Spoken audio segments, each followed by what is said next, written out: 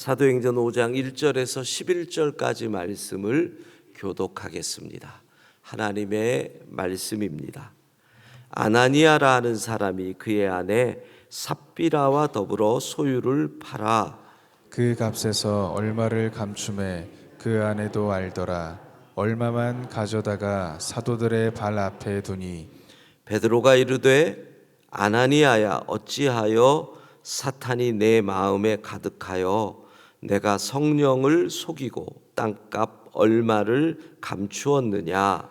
땅이 그대로 있을 때에는 내 땅이 아니며 판 후에도 네 마음대로 할 수가 없더냐. 어찌하여 이 일을 내 마음에 두었느냐. 사람에게 거짓말한 것이 아니요 하나님께로다. 아나니아가 이 말을 듣고 엎드러져 혼이 떠나니 이 일을 듣는 사람이 다 크게 두려워하더라. 젊은 사람들이 일어나 시신을 싸서 메고 나가 장사하니라. 3시간쯤 지나 그의 아내가 그 일어난 일을 알지 못하고 들어오니 베드로가 이르되 그 땅 판값이 이것뿐이냐 내게 말하라 하니 이르되 예 이것뿐이라 하더라.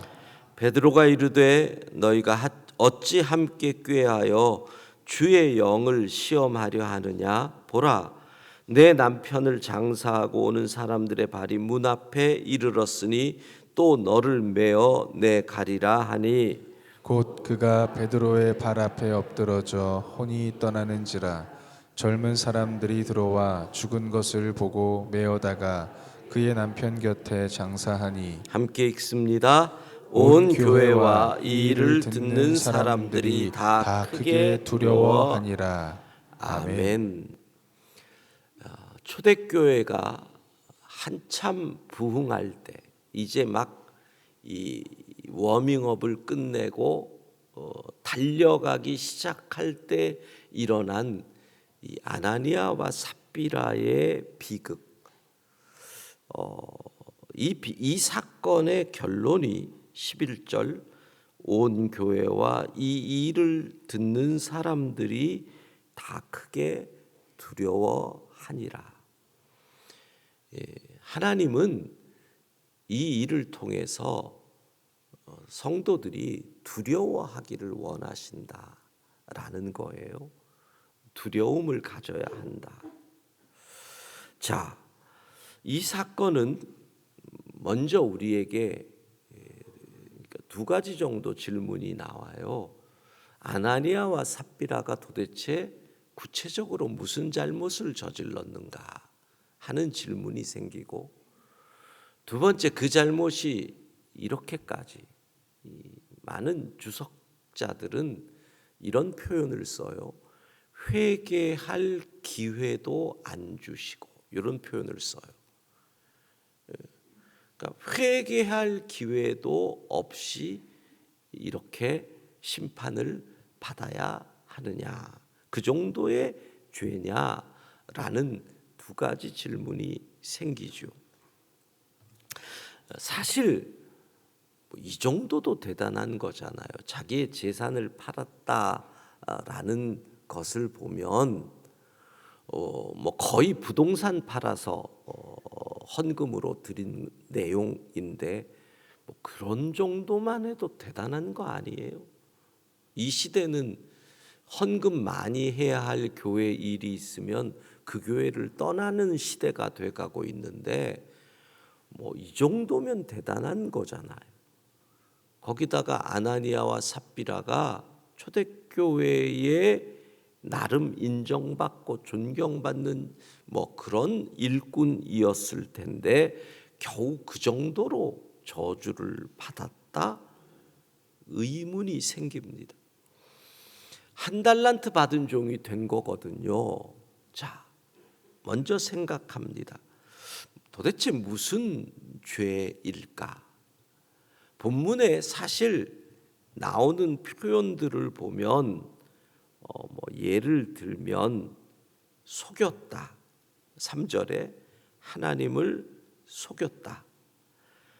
4절 보면 거짓말한 것이다. 하나님에게.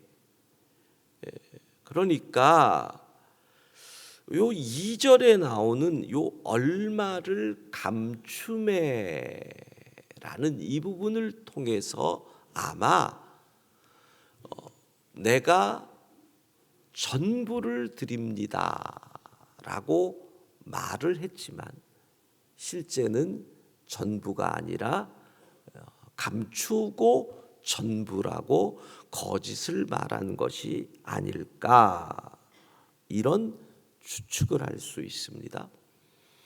거기서 조금 더 강하게 얘기하면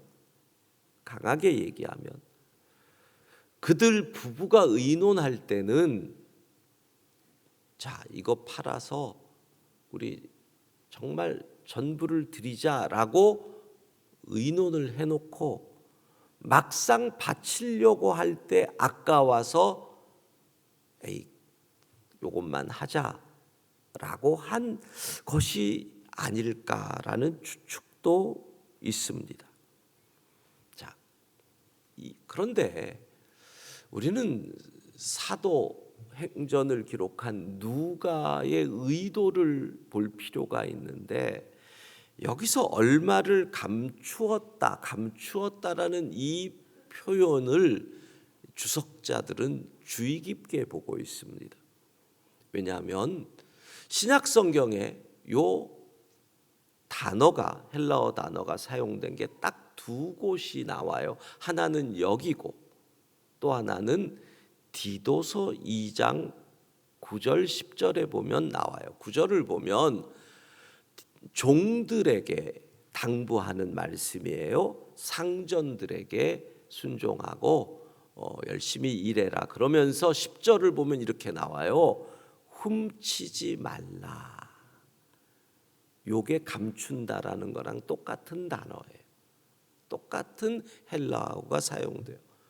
그러니까 종들이 주인의 일을 하면서 아이들 쓰는 말로 in my pocket 하지 마라. 훔치지 마라. 주인의 것을 훔치는 것, 요 단어와 얼마를 감추었다는 단어가 똑같은 단어고, 그 의미를 사전을 보면 감춘다는 이 말이 횡령한다, 착복한다 라는 뜻이에요. 그러니 지금 누가는 아나니아와 삽비라가 하나님의 것을 횡령했다라는 거예요. 자, 근데 조금 더 주석적으로 이 부분을 풀어보면, 성경 번역의 역사를 보면 구약 성경을 헬라어로 번역한 것이 70인역이라고 하는 번역이 있습니다. 히브리어로 기록된 구약 성경을 그 70인역 번역에 헬라어로 기록이니까요. 그 부분에 요 단어가 사용이 됩니다. 딱 한 번, 구약 전체에 딱 한 번 요 단어가 사용이 되는데, 많은 주석학자들은 누가가 아마 의도적으로 사도행전을 기록하면서 구약에 그 단어를 사용하지 않았을까 하는 주석을 해 가고 있습니다. 그럼 그 단어가 어디에 사용이 되느냐? 여호수아 7장 1절에 사용이 됩니다. 아간이 온전히 바친 물건을 가졌다. 와, 아간, 여러분, 여리고 성이 무너졌을 때 여리고 성의 모든 것을 진멸하라고 했을 그때 아간이 탐욕에 사로잡혀서 자기 거를 챙깁니다. 그러니까 아마도 누가는 아나니아와 삽비라가 한 일이 아간이 한 일과 같은 죄다라고 생각한 것이 아니냐라는 주석이 되는 겁니다. 아간의 도덕질이 얼마나 큰 피해를 줬는지 아시죠? 이스라엘은 그 다음 전쟁, 아이성과의 전쟁에서 패배를 하고 수십 명의 이스라엘 백성들이 죽음을 당합니다.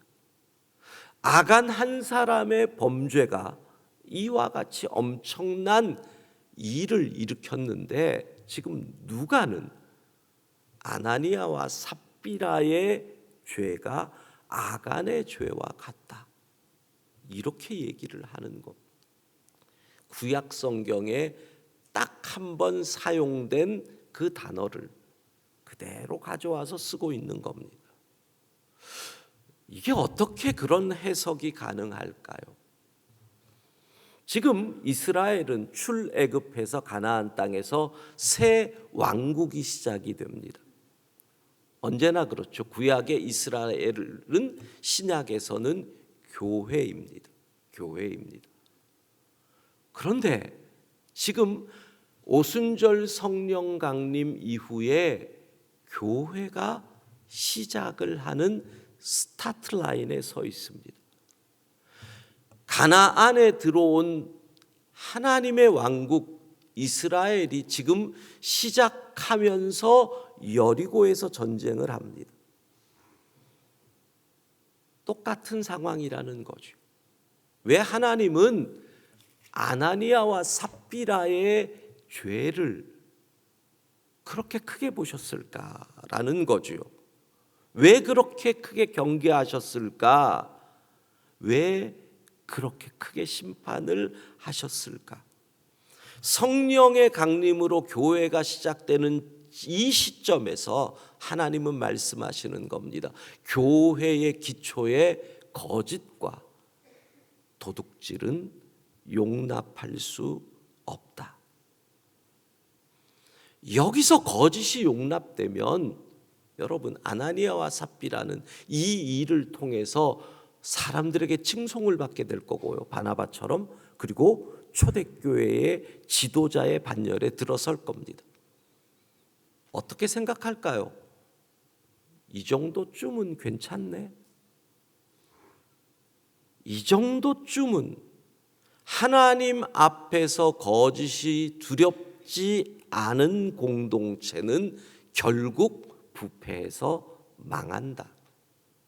하나님은 시작하는 교회 공동체가 이후에 인간의 타락으로 망가지고 부패할 수 있으나 지금 이 출발은, 이 새싹은 순전하게 출발하기를 원하시는 거죠. 시작점이라는 겁니다. 시작점. 우리 항존직 피택자들이 고생 무지 많이 하고 있다는 얘기를 계속 듣고 있습니다. 그래서 계속 나오는 얘기가 새벽 기도는 온라인으로 좀 하게 해주세요, 이런 얘기가 저에게 계속 들어오고 있습니다. 근데 여러분 생각해 보세요. 코로나 이전에는요, 훈련 받는 분들 온라인 없었어요. 출장을 가거나 그럴 때는 출장지 근처에 있는 교회 새벽기도 나가게 했어요. 근데 어느 순간 우리가 온라인으로 예배를 드리다가 이제 온라인 그러는 거예요. 근데 제 경험이에요. 여러분이 그런다는 게 아니라 제가 온라인으로 새벽 기도를 하는데 어느 순간 보니 침대 위에서 일어난 채로 핸드폰 갖고 새벽 기도를 하고 있더라고. 제가. 여러분은 안 그러실 거예요. 어느 순간 타협하고 있고 어느 순간 제가 대충 하고 있더라고. 그리고 우리 피택자들은 새벽 기도 끝나면 받은 은혜를 기록해서 내가 오늘 이런 은혜를 받았다고 카톡방에 올리면서 훈련을 하고 있단 말이에요. 근데 졸았어요. 새벽기도 내내 온라인으로 하다가. 그럼 어떻게 올려요? 앞에 올린 사람들 거 보고 대충 짬뽕해가지고 올려요. 여러분, 근데 다 그런다는 게 아니라 어쩌다가 시작부터 요령을 배우면 안 되잖아요. 그렇잖아요. 주의 몸된 재단의 일꾼이 되겠다고 하는 스타트 라인에서부터 대충 하는 걸 배우고 요령을 배우면 교회 일을 대충 해도 되는구나, 주의 일을 요령 피워도 되는구나, 이게 몸에 나도 모르는 사이에 될 거잖아요. 그래서 제가 여러분, 우리 담당 교육자들을 뭐라 그러지 마세요. 제가 고집을 피우는 거 안 된다. 제대로 해야 된다. 왜? 여러분이 교회의 일꾼 되는 스타트 라인이에요. 시작부터 요령 배우면 안 되고 시작부터 대충 배우면 안 되니까 힘들어도 그렇게 해야 한다라는 거예요. 자, 결국 아나니아와 삽비라의 사건은 우리가 하나님을 어떻게 생각하느냐라는 거예요. 우리의 신앙의 기초가 점검되어야 한다는 거죠. 자, 첫 번째가 이거예요. 하나님 앞에서 하느냐, 사람 앞에서 하느냐. 바나바가 칭찬받으니 나도 칭찬받고 싶어서 했던 아나니아와 삽비라. 사람들에게 인정받고 싶어서 하느냐, 하나님 앞에서 하느냐. 이걸 우리에게 묻는 거고, 두 번째, 진짜 하나님을 믿고 있느냐. 무슨 말이냐 하면 하나님이 다 보고 계신단 말이에요. 하나님이 다 듣고 계신단 말이에요. 하나님이 심판하신다는 거. 진짜 우리가 하나님을 믿으면 아나니아와 삽비라처럼 할 수 없잖아요. 그러니까 우리는 하나님을 진짜로 믿는 게 아니에요. 진짜 하나님을 믿으면 코람데오, 하나님의 목전에서 행하니 두려워서 그렇게 할 수 없죠.